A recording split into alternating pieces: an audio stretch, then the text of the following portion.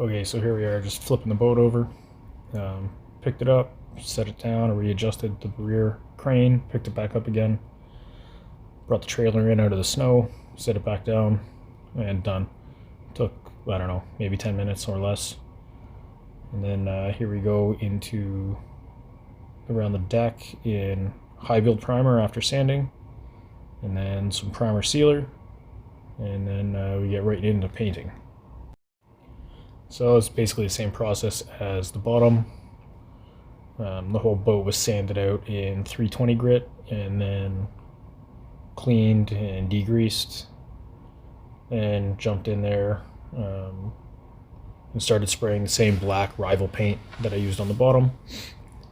So I started with the inside so I didn't have to climb over the outside.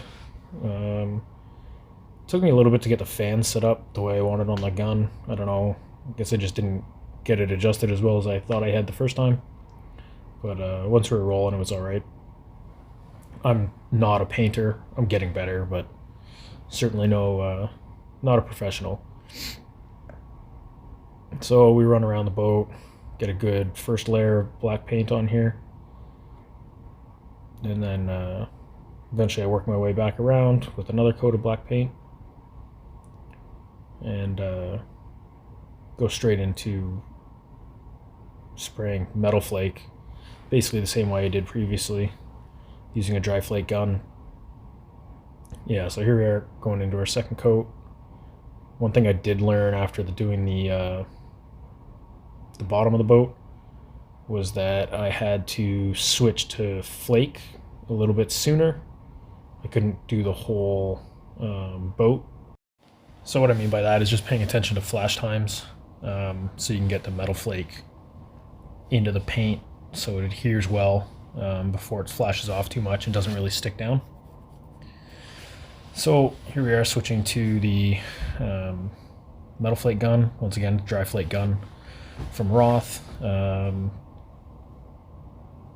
Takes a bit of practice, there's a bit of a knack to using it. It is fairly easy once you get the hang of it, and I'm no expert by any stretch of the imagination yet. One thing that I did learn from my buddy Mike, because we bought the gun together, he used it on his Valero first, is that you have to regulate the tank down pretty far. We were regulating the tank down to like 30 psi, and then the gun down to 5 psi, I think. If we didn't do that, then you get a big puff of flake as soon as you touch the trigger, and it was just kind of hard to manage. So regulating the tank down and then regulating the gun down the rest of the way seemed to alleviate that problem and made the trigger and the gun pretty nice to use, actually. So you see me switching back and forth between clear and the flake gun, just trying to get the coverage that I want. It looks a little blotchy in places. I think a lot of that has to do with the fluorescent lighting, because once I get it outside it looks a lot better in my opinion, or less blotchy. So you also see me run around and it doesn't look like I'm spraying any paint out of the paint gun. That's because I'm not. I'm using the air to just kind of push the flake that's standing on its edge. So just using air to push the flake down into the paint, just to make it a little bit easier later on. Then just continue to kind of go around, spray some clear, spray some flake until I get the coverage that I'm after.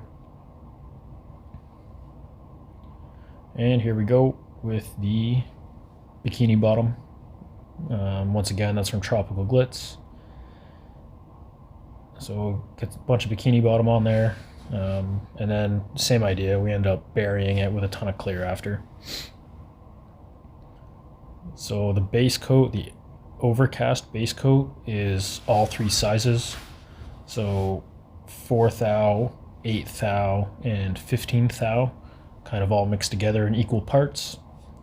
And then the bikini bottom is their largest size in that color at 15 thou, and just sprayed out like that. So you see me jumping in and out of the boat throughout the video. Not the easiest thing to do, but I successfully did not drag my pants across the paint anywhere, so I was happy about that. So here we are, just beginning the process of getting another 3 or 4 coats of clear on this thing, so I can harden up and get sanded off again, and then it'll get the same thing, another 2, maybe 3 top coats of clear on it after the orange peel's been sanded out of it. You're not going to see that in this video. Didn't get that far. So I decided to take a break from working on the boat for a little while. Started to get kind of tired, burnt out. Had a few other projects I needed to finish up. I had those gear cases on the floor in the other videos. I had to get those finished up, and then I did a shorty SHO build for a guy. Had to finish up some side skirts for that. Did those in carbon fiber. Yeah, just taking a break from the boat for a little bit. So I haven't sanded the orange peel out and top coated it yet. We'll get there eventually. Should start working on the boat again, I don't know, in May maybe. But we'll get all the video rigging, got to build the fuel tank, steering, got to build the motor, finish the shorty midsection for it. We'll get a custom chromoly tube, like drag bracket. There's a whole ton of work to do on this thing. I mean, we're going to try to get an aim dash and data logging on the HPDI motor, see if we can tune it. Yeah, like I said, a whole ton of work to do. So here we are. This is the first walk around, the next day, I think. So the painters will see a couple sags, and like I said, there's a bunch of orange peel in it, but that's kind of the name of the game with metal flake. It'll get sanded out and recoated. I'm super happy with it for my first big paint flake job. I'm not going to complain too much. Definitely learned a lot. The next one will go better, I suspect. So then the next thing I'm going to show you, unfortunately I only have a couple pictures of it because in standard GoPro fashion I ended up with a bunch of corrupted files. So I'd mentioned that I made a mold against the glass table, and that's what this is. That is just some melamine, silicone, and hot glued down into the shape that I wanted, and then a couple layers of carbon fiber put into it. So rookie mistake that I knew better. Don't put your vacuum port in the center of your part. It just made a vacuum hole in my part, so I'll have to fix that. The deck is going to get a bit of paint on it, so it should all get hidden and not be too noticeable.